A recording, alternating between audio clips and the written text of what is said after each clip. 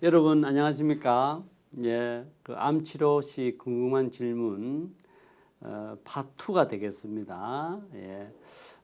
첫 번째 제가 말씀드렸던 내용들을 한 번 더 충분히 한번 보시고 두 번째 그 내용들을 보면은 많이 또 도움이 될 거라고 생각되어집니다. 저는 영남대학교 의료원 혈액종양내과의 이경희 교수라고 합니다. 그럼 이어서 진행하도록 하겠습니다. 자, 아까 제가 여러 가지 이제 많은 치료 방법에 대한 설명을 드렸고, 아까 세포 독성 이 항암제를 제1세대로 이야기 드렸고, 두 번째가 이제 우리가 분자 표적 치료를 했습니다. 이걸 2세대 항암제로 하는데, 분자 표적하는 거는 이제 표적하는 걸 우리가 이제 과정이 있다는 이야기죠. 그래서 그 환자가 갖고 있는 암세포에 이제 특정 단백질이 있다는 거죠. 그래서 그 단백질을 공격하는 약제가 분자 표적 치료로 이해를 하시면은 조금 더 쉬울 거라고 생각됩니다. 분자 표적 치료라는 거는 알다시피 암에 대한 이해가 증가됨에 따라서 새로운 항암제 개발의 표적 규명이 되고 그 안에는 발암 유전자, 종양 억제 유전자, 세포 자살 조절 인자, 타이로신 카이나제, 혈관 시행 등의 미세 환경 조절 인자 등 굉장히 많습니다. 이런 것들이 결국은 암 발생의 중요한 팩터로 생각하는 거죠. 그래서 이런 조절 인자 관련해서 우리가 그것도 표적이니까 그죠. 그래서 이를 표적으로 해서 많은 약들이 이제 개발하게 됩니다. 거기 이제 지금 현재까지 국외든 국내든 개발돼서 실질적으로 환자한테 사용된 약들을 중심으로서 말씀을 드릴까 싶습니다. 자, 분자 표적 치료의 정의는 암 생성에 관여하는 특이 분야 그리고 분자 암세포 내에서 활성화되어 있는 표적 경로를 작용해서 암의 성장과 전파를 막는 약제라고 이해를 하시면 되는데 이걸 우리가 맞춤 치료라고 합니다. 그 환자한테 맞는 치료를 해주는 거니까 맞춤 치료로 하고 아까 세포 독성 항암 요법의 가장 큰 문제점은 부작용이라고 했습니다. 그래서 맞춤 치료만 딱 하기는 그 세포만 딱 공격을 하겠죠. 그렇다면 이제 부작용도 적고 또 효과가 좀 더 커지다면은 그만큼 치료에 부작용 적으면서 치료 효과가 좋다면은 삶의 질이 충분히 늘어나는 그런 치료로 우리가 생각을 할 수가 있습니다. 그래서 요것만 보면은 이건 1세대 항암제보다는 2세대 항암제가 훨씬 좋구나 하는 생각이 이제 드실 겁니다. 그래서 이제 표적은 아까 얘기했듯이 여러 단계가 다 표적이 될 수가 있습니다. 종양 발생과 전파의 중요 과정에 관여하는 그것도 좋은 표적이 되고요. 기원 세포에 영향 주는 표적도 있고요. 잠재 효과적인 약제에 대한 종양의 대사능에 관여하는 표적도 있고 혈류 공급과 침습이 가능하도록 기질 조절 과정 관여하는 표적이 굉장히 많죠. 한 가지만 있는 게 아니고 여러 표적이 있습니다만은 어떤 암에는 어떤 표적이 잘 듣고 또 어떤 암에는 저 표적이 잘 듣고 이런 것들이 많이 임상 연구를 통해서 데이터가 충분하게 나와 있습니다. 그렇다면 많은 약들이 지금 현재 시판되고 있겠죠. 대표적인 몇 가지만 들자면은 우리가 비소세포 폐암, 또 위암과 유방암, 또 이 위장관 종양, 대장암 이런 암의 아까 얘기했듯이 표적들이 쭉 있습니다. 그래서 이 표적을 표적 항암제라고 하고 이 표적 항암제를 이런 환자들한테 사용하니까 굉장히 부작용도 적으면서 치료 효과를 높이더라 해서 지금 표적 항암제를 우리가 현실적으로 또 우리가 환자들한테 현재 많이 사용되고 있습니다. 지금 요 보시면 국내에 허가된 표적 항암제가 여러 종류가 이 다가 아닙니다. 그 중에 이제 일부만 제가 발췌해서 보여주는 건데, 자, 이런 거 외에도 계속 개발이 되겠죠. 개발이 되는 대표적인 우리가 이 표적 항암제 중 하나가 한 가지만 설명하자면 글리백하는 약이 있습니다. 이 만성 골수성 백혈병에 사용하고 또 이 글리백하는 약은 또 악성 유방간 6종에도 사용하는 병인 약인데 만성 골수성 백혈병의 치료에 이 약만 탁 쓰면은 옛날에는 골수 이식이라는 이 많은 그 부작용을 갖고 있으면서 치료 효과를 보는 골수 이식을 해야만 만성 골수성 백혈병을 완치로 갔는데 요새는 이식을 하지 않고 이 글리백이라는 약만 드시면은 완치로 가는 길을 우리가 경험하는 굉장히 좀 우리 종양내과 의사 입장에서는 뭐 굉장히 좀 반기는 약이죠. 이 약이 있음으로 해서 환자분들도 치료 과정이 좀 더 쉬워지고 효과는 더 많이 좋아지는 뭐 이런 이제 이 경험을 하게 되는 거죠. 그래서 뭐 이런 많은 약들이 실질적으로 지금 현재 암 환자들한테 사용되고 있는 약들입니다. 뭐 넥세바, 맙세라, 슈텐, 얼비툭스, 뭐 이런 탈세바 이런 등등, 헐셉틴 이런 등등이 지금 현재 여러 암종에 사용을 하고 있습니다. 자, 세 번째가 이제 면역 항암 치료를 했습니다. 이제 뇌가 갖고 있는 면역 기능을 조금 더 활성화시켜서 그 면역 세포가 암 세포를 공격하는 그런 치료가 되겠죠. 사실 면역 항암 치료는 과거 이 18세기, 19세기 정도에서도 우리가 어떤 인터페론이라든지 여러 가지 이런 면역 기능을 이용한 치료들이 개발되어 있었지만은 우리가 획기적인 효과를 가지를 못했습니다. 그래서 가장 획기적인 시기는 어떻게 보면은 2000년대 이후로 올라와서 이제 이 면역 항암제가 많은 암종에 이제 적용이 돼서 치료를 하고 있는 실정입니다. 인류가 가장 먼저 시도한 치료법은 면역 치료였다라고 되어 있죠. 고대 이집트의 의학 문서인 에베르스 파피루스에서 종양이 발견되면 해당 부위를 절개하고 더러운 수건으로 문질러 감염을 유발하라라고 되어 있습니다. 우리가 이제 보통 그 감염이 되면은 이제 나중에 이제 그 부위에 많은 이제 그 균을 잡아먹는 이 면역 세포들이 확 몰려오거든요. 자, 이런 거를 이제 표현했다는 거는 그만큼 그 고대 이집트의 BC 몇 세기인지는 정확한 잘 모르겠지만은 그 당시만 해도 현상을 알고 있었다는 겁니다. 그래서 이런 감염을 유발시켜서 면역 세포들이 그쪽으로 다 몰리도록 하는 그런 이제 어떻게 보면은 간단하지만은 굉장히 치료에 관심을 많이 가졌다는 측면이 되겠습니다. 자, 인류가 가장 먼저 시도한 치료법은 면역 치료였다. 의학의 아버지인 히포크라테스도 이런 말을 남겼다고 합니다. 사람의 몸에는 자신을 치유하는 자연의 힘이 갖춰져 있고 의사가 개입하지 않아도 병은 낫게 되어 있다라고 되어 있습니다.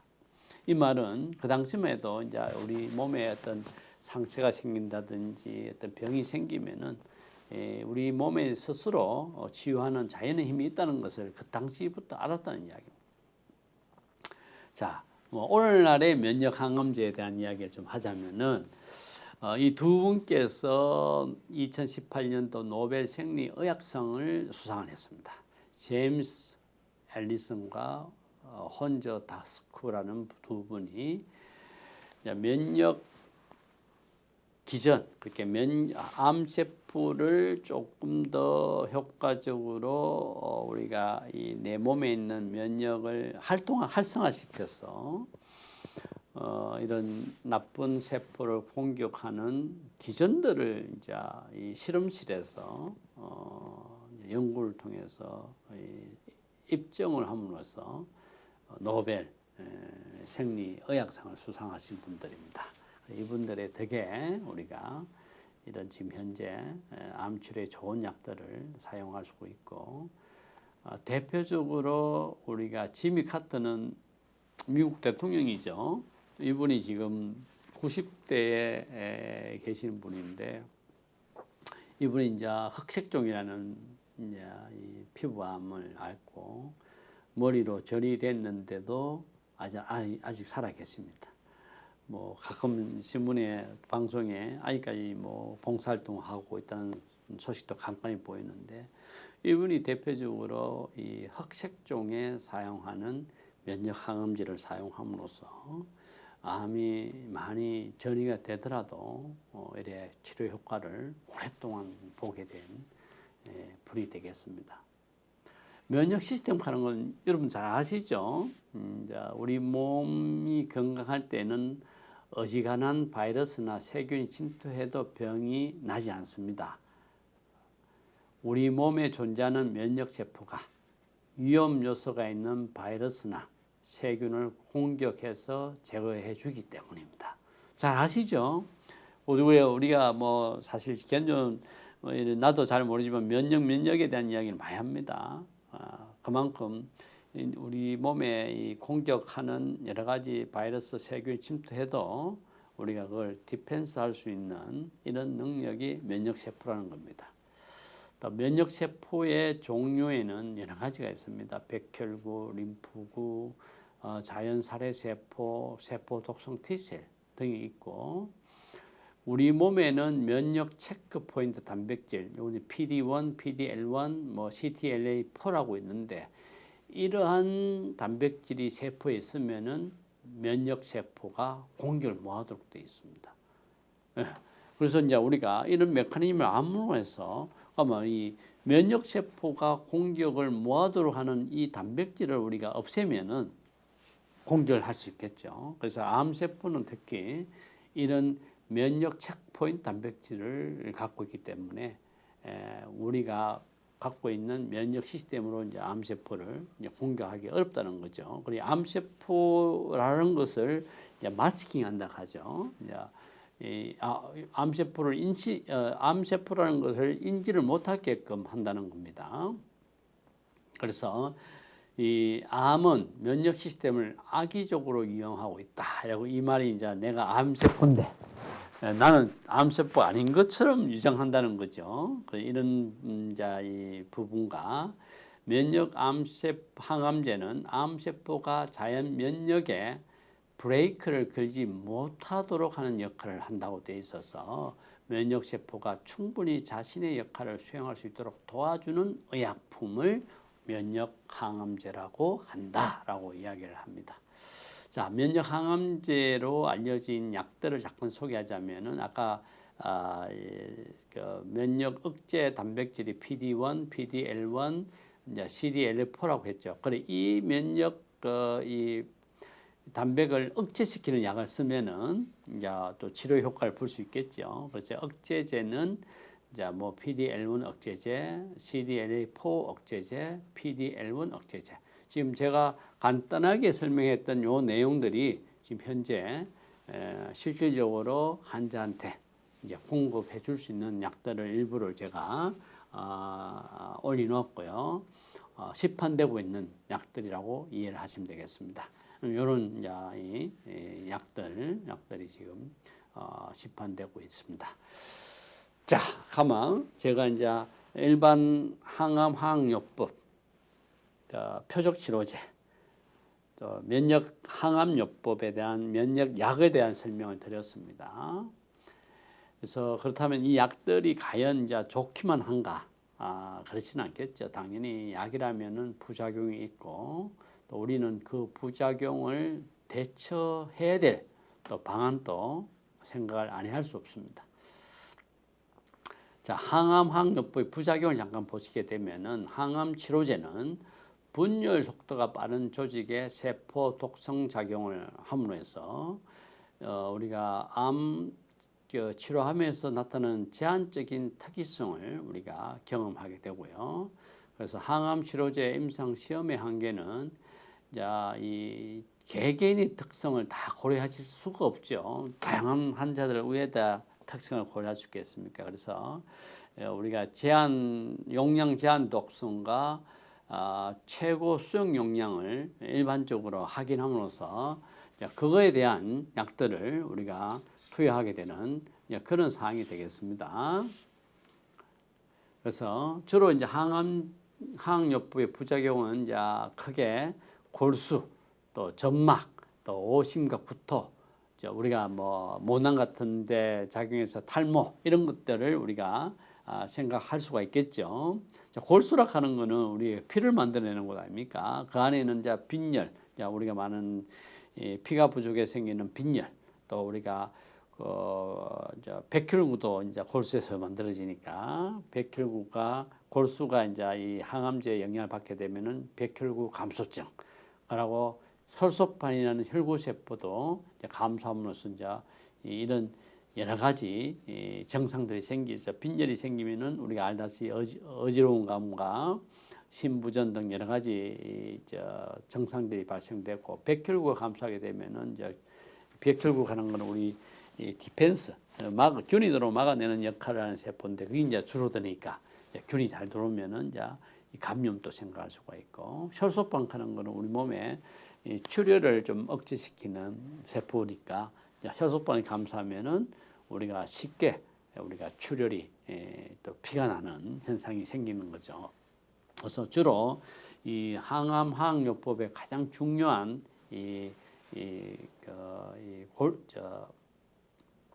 많이 나타나는 곳이 이제 골수입니다. 그래서 반드시 우리가 항암요법을 할 때는 이러한 이 수치의 변화가 있는지를 반드시 확인해야 되고요. 그러고 또 환자분들이 많이 이제 호소하는 게 점막입니다. 입이 많이 흘렀다고 호소를 하십니다. 구강염이죠. 구강염에서 입이 흘면은 사람들이 잘 못 드시니까 이 통증과 영양결핍이 올 수가 있고, 또 점막하면은 구강만 있는 게 아니고 이제 위장도 있으니까 이제 설사나 그로 인해서 복통과 전해질 대사 이상이 올 수가 있고, 또 환자들이 가장 또 많이 호소하는 또 증상 중 한 가지가 이제 구역질이죠. 아이고 주사를 맞으니까 구역구토가 심해지더라. 그러고 또 네 번째가 이제 머리카락이 빠지는 걸 우리가 이제 이 항암제가 이제 모낭에 이제 이 작용하니까 이제 탈모가 생기는 이런 이제 흔한 부작용이 되겠습니다. 그 외에 이제 특별한 부작용은 이제 말초신경염이죠. 이 말단에 있는 신경에 이 항암제가 작용해서 이제 손저림과 감각이 이상하다. 또 이 심장에 이제 심장 독성이 있는 약들은 특히 덕서루비신 같이 안스라사이클린 계통의 약들은 심장에 작용해서 심부전을 유발시키더라. 또 폐독성은 이제 간질성 폐렴 및 호흡 부전을 유발시키는 것들이 지금 주로 이제 뭐 면역 항암제라든지 또 이 표적 치료제들이 또 뭐 이 폐독성을 많이 갖고 있습니다만은 각각 종류에 따라서 많이 나타내는 이 부작용들이 조금 좀 다 다릅니다. 또 신장 및 방광 독성으로 해서 이제 뭐 항암제를 하니까 이 출혈성 방광염이 잘 생기더라. 또 심부전, 신장이 나빠지는 심부전이 생기더라. 이런 것들이 우리가 항암 치료를 하게 되면은 우리가 볼 수 있는 부작용이 되겠습니다. 자, 뭐 그 하나하나 또 짚어 들어가면은, 자, 빈혈하면은 우리가 말하는 이제 적혈구라는 용어를 쓰죠. 적혈구가 우리 몸에 산소와 영양분을 공급하는데 적혈구가 줄어드니까 당연히 이제 산소가 부족하면은 호흡곤란이 생기고, 또 이 이제 적혈구가 부족하면은 아무래도 이제 여러 영양분 공급에 차질이 생기겠죠. 그렇게 되면 이제 환자들은 피로감, 현기증, 호흡곤란을 이제 호소하게 됩니다. 이거는 이제 그만큼 지금 이 항암 치료 후에 빈혈 상황에서 이제 이 동글동글한 세포가 많이 줄어드는 걸 알 수가 있죠. 그리고 이제 백혈구는 아까 했었죠. 균이 들어오면 이걸 막아내는 우리 몸에 파수꾼의 역할을 하는데 이제 균이 들어오는 막는 백혈구가 줄어드니까 아무래도 균이 잘 들어오겠죠. 그러게 되면 이제 감염되면 열이 생기겠죠. 뭐 이 감염이 심해지면 이제 폐혈증으로 가는 굉장히 사망률이 높은 상황이 생깁니다. 그래서 대부분 원인 균종은 내가 몸이 약해지니까 내 몸에 있는 균들이 나를 공격하는 대부분 자기 몸에 기생하고 있는 균종이 나를 공격하는 그런 상황이 되겠습니다. 그래서 이제 대체 방안은 의료적으로는 백혈구가 이제 많이 떨어졌으니까 백혈구를 빨리 만들어내야 되겠죠. 그런 측면에서 백혈구 촉진제라고 이제 이 균이 들어왔으니까 그에 대한 적절한 항균제와 항진균제를 사용을 함으로써 균을 빨리 제거를 시키고 또 여러 사람들이 많은 데서는 균이 잘 침투하니까 환자를 격리를 시키면서 만약에 심한 백혈구 감소기 장기간 지속될 경우에는 우리는 이제 그 구강 및 항문도 관리를 해야 되고 뭐 경우에 따라서 어떻게 이제 독감 치료에서는 이제 독감 예방 접종을 한다든지 이런 백신 투여를 해야 될 상황들이 생기겠죠. 또 이 개인적으로는 개인 유승을 철저히 해야 되겠죠. 아무래도 이제 손이나 손 쪽에 균이 많으니까 아까 내가 갖고 있는 균이 나를 공격한다 했듯이 손 씻기, 자욕, 사우나 목욕을 자주 하고 피부 관리, 로션 및 오일, 손톱 깎기 또 칼로보다는 전기 면도기를 해서 피부가 손상 안 되도록 또 끓지 말고 또 가능한 사람이 모이는 곳은 노출을 삼가하고 처방 없는 간장이나 자욕은 삼가하십시오. 그래서 우리가 이런 개인적인 대처 방안도 인지를 하셔야 되고 그래서 만약에 열이 난다. 또 반드시 의료인에 상의해야 될 경우는 이제 열이 38.5도 이상의 열이 나는 경우, 춥고 오한이 있는 경우, 소변을 누는데 통증을 느끼는 경우, 기침이 나고 목이 아픈 경우, 다 염증성 반응을 이야기하는 거죠. 또 자궁 분비물이 있거나 가려운 경우, 상처 부위나 주사 자리에서 부종 발적 통증이 있는 경우, 이런 건 다 이제 염증성을 의미하는 거니까 이럴 때는 반드시 의료진과 상의해야 되고. 하기 전에 반드시 해열제를 복용하게 되면은 이제 열이 난다는 게 우리가 마스킹 되니까 우리가 의료진과 상의해서 약을 처방할 수 있도록 하시고요. 아까 두 번째 혈소판 감소라고 했습니다. 혈소판 감소의 경우에는 피가 출혈이 많다.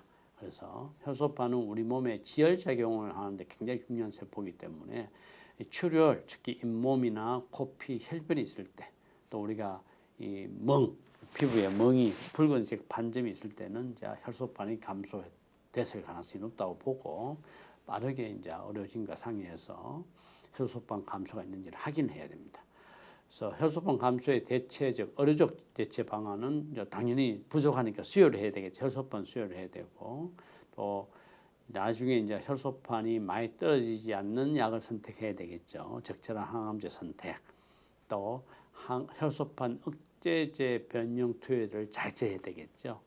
헤파린 같은 거는 이제 아무래도 이제 혈소판 억제를 유발시키는 약제지만 또 필요하면 써야 되기 때문에 굉장히 전문 의료진과 상의를 해야 될 부분이 많고요. 또 개인적으로는 이제 혈소판 감소 있을 때는 이런 그 해열 진통제는 혈소판 억제를 하기 때문에 이제 투여 시 주치의가 상의를 해야 되고 당연히 술 또 피가 잘 나니까 부드러운 치술로 양치를 하시고 또 코를 세게 풀게 되면 코피가 잘 나니까 이런 것도 조심하시고 또 막 격렬한 신체 활동하다가 다치면 큰일 나니까 그런 건 조절하시고 또 변비가 심하면은 이제 변을 누다가 이 항문이 찢어지는 경우가 있습니다. 그럼 출혈도 많이 생기니까 변비를 조절을 적절히 하고 또 항암 치료 중에는 발치를 해야 될 경우 반드시 치과 의사한테는 내가 이런 항암 치료를 하고 있다는 것을 알려줘야 됩니다.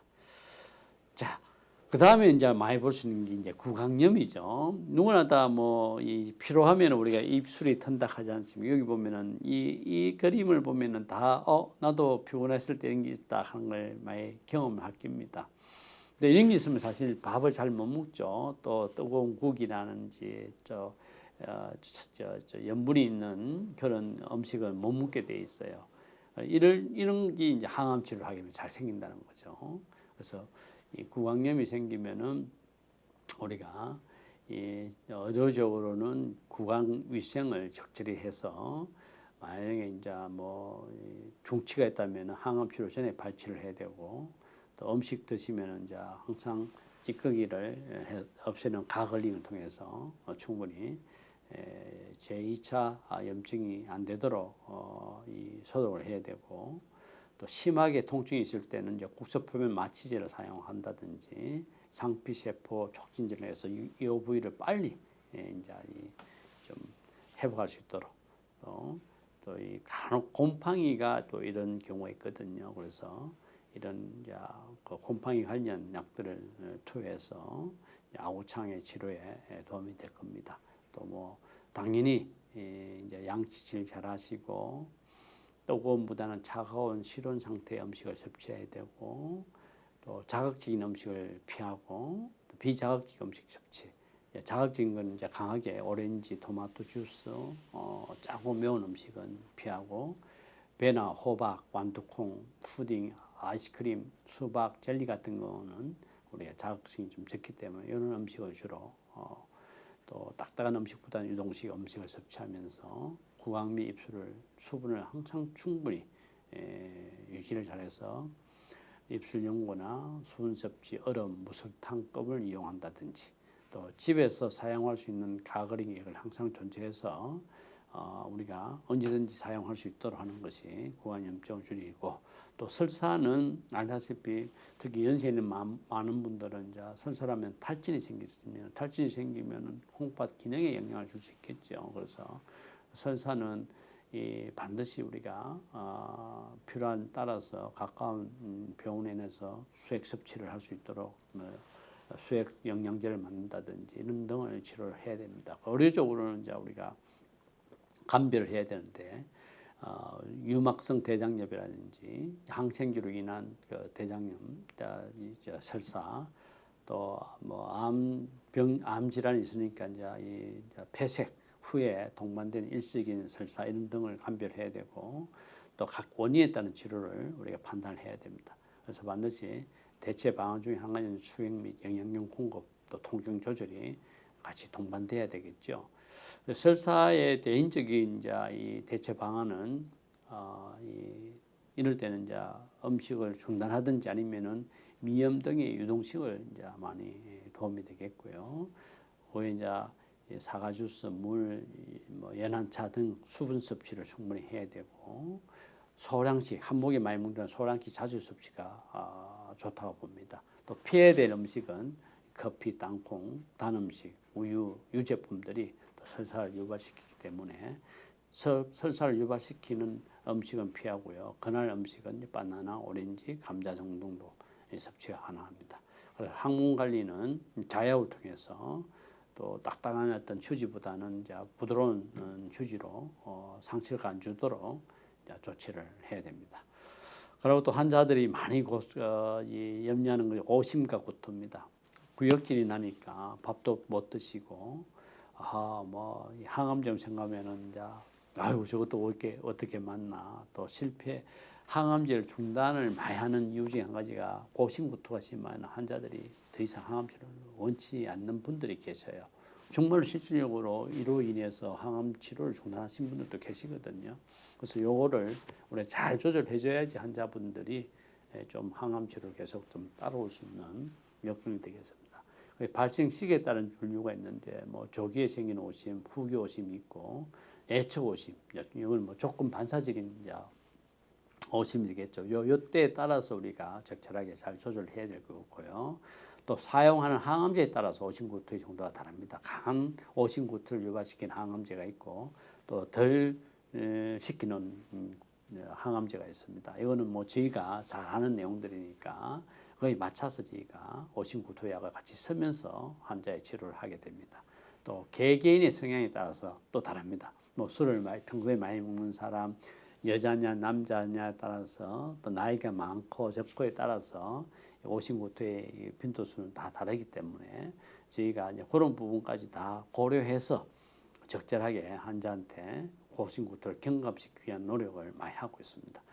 자, 이 문제점이 뭔가 하면 아까 얘기했듯이 이제 고심구토를 막 올리고 하면은 이제 심각한 대사 장애가 올 수 있을 거고 또 칼륨이 많이 빠져나가니까 저칼륨 혈증, 대사성 알칼리증, 또 수분 소실, 또 그로 인해서 신무전, 또 사람이 못 먹으니까 영양결핍, 그로 인한 면역 기능의 저하, 또 꽥꽥하다가 이제 식도 파열되는 경우가 있고요. 또 밤에는 이제 올리면서 허빈성 폐렴까지 유발시킬 수가 있습니다. 뭐 드문이지만 늑골 골절까지 또 너무 이제 이 오신구토에 정신적인 핍박해지니까 불안 우울증이 해서 정신과적인 문제도 발생이 된다고 합니다. 그래서 이 오신과 구토를 적절히 조절하지 못한 의사는 항암 치료를 하지 말라고 되어 있습니다. 그래서 경험이 많은 의사를 만나서 오신구토를 항암 치료하면서 같이 이제 해결해 줄 수 있는 의사를 찾으셔야 됩니다. 그래서 의료적인 대안 방법은 이제 적절한 항구토제, 구토를 억제하는 약을 이제 투여한다는 거고, 아까 얘기했듯이 구토에 따른 대사 장애적인 문제가 있으면은 여러 가지 어떤 뭐 전해질 수액을 통해서 또 기능 회복을 통해서 대사 장애 치료를 하게 됩니다. 오신구토로서의 개인은 음식을 한 모금 많이 먹는 것보다는 소량 자주 또 식사 중 물을 먹지 말라는 게 좋겠고요. 충분한 저작, 한 모금 막 바로 삼키지 말고 저작과 식후에 휴식을 취해야 되고, 피할 음식은 당분이 많거나 튀긴 음식, 기름진 음식은 절대로 피해야 되고, 추천 음식은 뭐 조금 우리가 좀 크래커, 강냉이 등의 마른 음식이 좀 좋습니다.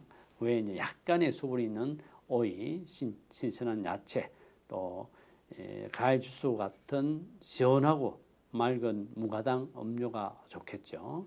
싫어하는 냄새는 피해야 됩니다. 특히 이제 역견 음식 냄새, 연기, 뭐 특히 향수, 특히 뭐 혹시 이런 분들 면회할 때는 여성분들은 향수를 가능하면은 안 하는 게 좋습니다. 또 고욕구토 하다가 틀니가 이제 빠질 수가 있고, 또 틀니가 나중에 기도를 막을 수가 있으니까 틀니는 제거를 하시고, 천천히 호흡하면서 먹기 싫을 때는 억지로 먹지 마세요. 자꾸 구토하는데 뭐 자꾸 먹어야 된다는 거는 안 되고, 어느 정도 안정이 될 때 우리가 음식을 섭취하기 시작하고, 토할 때는 바로 누우면 절대 안 되겠죠. 아니면 역류로 인해서 기도로 이제 음식이 들어가게 됩니다. 자, 탈모입니다. 특히 이제 많은 여성들과 일부 남자들한테도 머리 빠지는 것에 대해서 굉장히 신경을 쓰십니다. 그래서 저는 그래 생각합니다. 머리 빠지는 건 다시 나지만은 암 치료를 못 할 경우에는 다시 우리가 건강을 유지하는 건 어렵지 않습니까? 라고 하기 때문에 탈모는 중요하지 않습니다. 요새는 뭐 참 좋은 어떤 가발이 있지 않습니까? 오히려 가발을 선호하는 분들도 계시지 않습니까? 그래 뭐 뭣도 좀 지길 정도로 이 좋은 예쁜 가발을 한번 쓸 수 있는 기회를 생각하시면 오히려 탈모는 절대 문제가 안 되거든요. 지금 탈모는 대부분 가역적입니다. 대부분 항암치료 끝나면은 다시 머리가 나는 경우가 있기 때문에. 그렇지만 뭐 항암제 한다고 다 탈모가 생기지 않습니까? 아까 전에 구역질이 많은 약이 있듯이 탈모도 많이 시키는 약들이 있거든요. 또 똑같은 약인데도 A라는 사람은 탈모가 전혀 안 생긴 사람이 있고, 어떤 B라는 사람은 완전히 탈모가 생긴 사람도 있거든요. 개인 차이가 굉장히 많기 때문에 저 사람이 빠졌다고 나는 빠진다 이런 생각 안 하고 적응을 하시면 될 것 같습니다. 의료적으로 이제 뭐 두피 냉각기를 이용한다든지, 개인적으로는 부드러운 빗질과 찬바람 말릴 것, 또 염색이나 펌은 하지 말 것, 모자, 스카프를 잘 이용하고 또 가발을 이용하면 되겠습니다. 자, 아까 특별한 부작용 중에 말초신경염이라고 했습니다. 이거는 이제 특별한 약제에서 잘 생기겠죠. 이제 탁산 계열의 빈카 알칼로이드 제제, 시스프라툼 제제의 항암제를 사용할 때 잘 생기는데, 정상은 손발의 저린 감각과 무감각을 호소합니다. 그래서 그로 인해서 근육에 약화가 생기고 아무래도 이제 걷는 게 좀 좀 부자연스러우니까 둔한 움직임, 균형 감각이 손상이 되고 경우에 따라서 물건 짚는 거, 단추 잠그기 이런 것들이 조금 어려울 수가 있습니다. 또 뭐 변비나 청각 손상도 가끔 있을 수도 있고요. 의료적인 대체 방법은 이게 발생되면은 혹시나 약의 부작용인지 아니면은 뭐 뇌로 암이 이동이 돼서 혹시 이제 합병증 생긴지를 적절한 진단을 해야 되겠죠. 또한 필요에 따라서 신경과에 협진을 하고 이런 때를 많이 사용하는 약은 항우울제, 항경련제, 신경제를 처방하게 돼서 또 향후에 이제 이런 항암제 특히 탁산, 빈카 알칼로이드, 시스프라툼 제제가 많이 생겼다면은 이제 적절한 시기에 약을 또 체인지해주는 또 아니면 약을 감량을 한다든지 이런 형태로 말초 신경을 조절하고 개인적으로는 감각에 이상만 동반할 경우에는 뾰족한 물건이나 뜨거운 물건을 잡을 때 주의해야 되고 적극적인 손가락 운동 보통 이제 호두를 이용해서 뭐 마찰로 해서 하는 방법 따뜻한 물과 차가운 물에 교대로 해서 말초 순환을 촉진시키는 그리고 균형 감각 또는 운동 기능 손상 시에는 천천히 움직여야 됩니다. 아까 전에 어두워지니까 가다 넘어지기 때문에 또 편한 신발 또 뭐 하이힐이나 구두보다는 편안한 또 신발이 좋겠죠. 그리고 경우에 따라서 손잡이가 있는 또 지팡이 이런 걸 이용을 하시기 바랍니다. 또 새로운 증상이 발생되는 아까 듯이 이 신경염이 다른 원인에 의해서 생길 수도 있기 때문에 그걸 감별하기 위해서 어르신과 상의를 하셔야 됩니다. 자, 면역 항암제 부작용을 잠깐 보면은 주로 면역 항암제는 우리가 금방 쭉 말씀드렸던 세포 독성 항암제 조금 다른 부작용을 볼 수가 있습니다. 주로 이제 자가 면역 관련 부분이니까 내 면역을 강하게 하는 거니까 자가 면역 질환과 유사한 부작용을 일으킨다고 되어 있거든요. 그래서 피부, 소화기계, 내분비계, 신경계 등 전신의 장기의 염증성 면역 반응의 발현이 보고되고 있고 그 중에서 이제 간질성 폐장애, 소화기 천공, 심근염, 또 전격성 제1형 당뇨병 등 몇 가지 증상은 생명과 직결된 아주 무서운 또 심각한 부작용이기 때문에 많이 주의를 요하죠. 이제 뭐 결국은 치료자인 의사가 이런 부작용을 잘 인지를 하고 빠르게 대처를 해야 된다는 겁니다. 자, 이거는 이제 부작용을 심장, 피부, 내분비, 위장관, 근육계, 신경계, 호흡계, 눈, 신장. 아이고 이 면역 항암제 부작용이 적다고 했는데 왜 이렇게 많습니까? 하는 분들도 계십니다. 그렇지만 우리가 모든 부작용은 상대적인 부작용이죠. 그래서 세포 독성 항암제에 비해서는 면역 항암제 부작용은 상당히 낮고요. 그리고 또 아까 자가 면역 형태의 부작용이 많이 생기기 때문에 그런 위주로 이제 치료자는 판단을 하고 조치를 해야 됩니다. 그래서 이런 면역 항암제를 사용할 때는 경험이 많은 이 종양내과 의사와 상의해서 치료를 해야 된다는 겁니다. 그래서 누구나 다 항암제를 사용할 수가 있습니다. 뭐 전문의가 없는 사람도 항암제를 사용할 수는 있습니다. 위험하죠. 그 대신 왜냐하면은 경험이 많이 없고 부작용에 대한 치료를 별로 한 적이 없지 않습니까? 그런 분들은 그래서 경험이 많은 이런 분들한테 진료와 치료를 받기를 기대합니다. 면역 관련 부작용은 그림으로 좀 도식표를 해놨습니다. 그래서 고열, 대장염, 간염, 근육염, 폐렴, 갑상선 기능 저하, 항진, 췌장염, 뇌하수, 체증, 타입 1 당뇨병 되게 많죠. 또 이런 거 보면 또 아이고 내가 면역 항암제를 또 쓰는 게 두려워할 수도 있습니다만은 대부분 경우에는 이 부작용은 우리가 치료를 했을 때 다시 이제 좋아지는 부분이 대부분이기 때문에 우리가 너무 걱정을 하지 않고 치료에 임하시면 되겠습니다. 또 우리가 치료 과정에서 참 중요한 게 체중 감소겠죠. 체중 감소는 우리가 통상적으로 종양내과 의사가 이 환자의 몸 상태를 그래도 주관적으로 우리가 혹은 객관적으로 평가할 수 있는 좋은 평가 도구라고 생각하시면 돼요. 갑자기 이제 체중이 많이 줄면은 이 환자분이 좀 상태가 좀 나빠질 가능성이 높겠구나. 또 이런 등등의 어떤 유추를 하게 되고요. 그에 따라서 이제 적절한 검사와 조치를 결정하게 됩니다. 그리고 영양 형태 평가에는 이제 동반된 부종을 고려해야 됩니다. 뭐 부종이 있으면 체중이 오히려 더 늘어나니까 의미 있는 체중이 아니죠. 이럴 때는 자 항암 환자가 식사를 잘 하려면은 그래가 항암제 부작용이 적게 나타나고 쉽게 이길 수 있어야 되고요.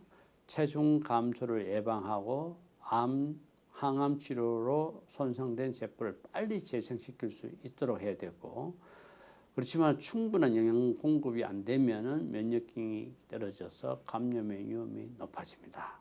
그래서 이 체력적인 측면도 있지만은 식사를 잘 공급이 안 되면은 결국은 스케줄된 치료를 마칠 수가 없기 때문에 가능하면은 암 환자가 식사를 최대한 균형 있는 식사를 유지해서 체중 감소가 없도록 노력하는 것이 좋겠다. 항암 치료 중의 식사는 뭐 알다시피 드실 수 있을 때 가능한 열량과 단백질이 많이 풍부한 함유한 것을 섭취하십시오. 어떤 분은 밥을 음식을 좀 많이 못하는데 물어보면은 그냥 밥만 많이 먹는 겁니다. 밥은 우리 탄수화물이지 않습니까? 그래서 열량이 제한되어 있고 우리가 항암 치료할 때는 반드시 이런 단백질이 필요합니다. 그래서 우리가 식물성 단백질도 있고 육류성 단백질도 섭취하라고 하거든요. 그래서 우리가 말하는 고기 섭취가 항암 치료 중에는 필요합니다. 그리고 상태가 나빴을 경우에는 음식을 다 골고루 먹는다 생각 안 해도 좋습니다. 한두 가지만이라도 본인이 섭취할 수 있다면은 특수 영양식품으로 열량과 단백질을 공급해서 요새는 특수 영양식품이 특별히 있는 것보다는 많은 제형들의 어떤 영양식품들이 식품이란다 병원에서 그런 제약사에서 많이 만들어내 있습니다. 대표적인 게 이제 엔카바라든지 하모닐란 또 경우에 따라서 이제 수액요법으로 이제 약들이 굉장히 많이 나와 있습니다. 그래서 그런 걸 충분히 활용할 수 있으면은 영양 보충을 할 수가 있습니다. 또 전혀 먹을 수 없더라도 너무 걱정하십시오. 왜냐하면은 금방 했듯이 이제 수액을 통해서 영양 공부할 수 있으니까.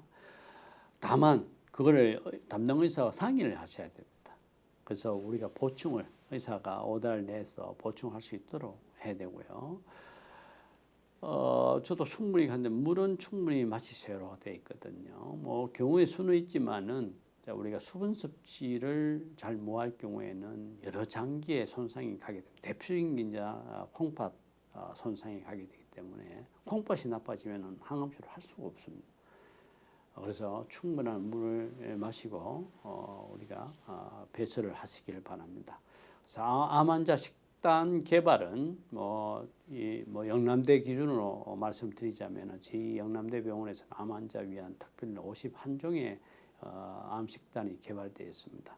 항암 성분이 많은 식품을 주로 사용하고 맵고 짭고 자극적인 음식을 피하는 이런 음식들이 저희 영남대 병원에서는 많이 개발되어 있습니다. 자, 이 이제 마지막 슬라이드라고 생각되어지는데요. 자, 지금 제가 1편과 2편을 통해서 암 진단시, 또 암 치료 과정, 또 암 치료 과정에서의 어떤 부작용, 또 어떤 음식을 어떻게 섭취하는 것이 좋겠다 이런 부분을 제가 좀 지루하지 않게 조금 시간을 조금 컴팩트하게 제가 사용을 해서 전달했습니다. 스티브 잡스 아시죠? 스티브 잡스가 1995년도에서 2011년 개봐야 지금 나이가 참 안타깝죠. 56세로 이제 사망을 했다는 건데, 그분이 애플의 어떤 스마트폰을 개발했던 우리 잘 아는 인물입니다. 이분도 이제 췌장 쪽에 암이 발생돼서 결국은 치료를 하시다가 이제 운명을 달리하신 분입니다. 저도 가끔 살면서 그분의 어록을 많이 활용을 하는데, 어쨌든 저는 몇 가지 있지만은 다 읽지는 않고 빨간 박스로 된 두 가지 읽어보겠습니다. 살아보니 돈은 중요하지 않더라. 매일 밤 잠자리에 들 때 오늘 정말 멋진 일을 했다고 말할 수 있는 것이 중요하다. 언젠가 죽는다는 사실을 기억하라. 그럼 당신은 정말로 잃을 게 없다. 어떻게 보면은 그분이 좀 사회적으로 상당히 주는 메시지가 크기 때문이기 때문에 제가 그분의 어록 중에 좀 전달력이 강한 내용을 갖고 왔습니다. 자, 여러분들 암 진단 받았을 때 당하지 마시고 이겨낼 수 있는 분은 내 자신입니다. 그리고 보호자분들은 그 환자분이 좀 이겨낼 수 있도록 옆에서 도움을 주는 분이기 때문에 최전방에 있는 분은 환자분이십니다. 그렇지만은 외롭지는 않도록 해야 되겠죠. 최전방에 있더라도 그 환자분 주위에는 가족도 있고 또 그 치료를 같이 책임지고 해줄 의사가 있습니다. 환자, 가족, 의사 삼위일치가 돼서 내가 비록 암의 진단을 받았지만은 당연히 극복을 잘 하셔서 완치의 길로 갈 수 있도록 스스로 노력을 하시기 바랍니다. 주체는 본인입니다. 그래서 힘든 거는 저도 충분히 알고 있습니다. 힘들 때는 도움을 요청하시고 또 이거를 꿋꿋하게 이겨내는 모습을 또 가족들한테 보여줄 필요가 있습니다. 왜냐하면 가족들도 불안하거든요. 아버지가 저런 치료를 받고 있다 혹시나 싶은 이 두려움감이 있기 때문에 좀 강인한 어떤 의지와 용기를 가져서 암 치료에 적극적인 노력을 하면은 좋은 결과를 얻을 수 있을 겁니다. 여러분 지루하지 않도록 노력을 했지만은 제가 발표했던 내용들을 잘 좀 한번 다시 볼 기회가 있으면 자꾸 보면서 나도 이 치료를 잘할 수 있다라는 확신을 가지기를 바랍니다. 1편과 2편을 경청해 주셔서 너무 감사합니다. 그러면 이로써 제가 맡은 부분들을 마치도록 하겠습니다. 감사합니다.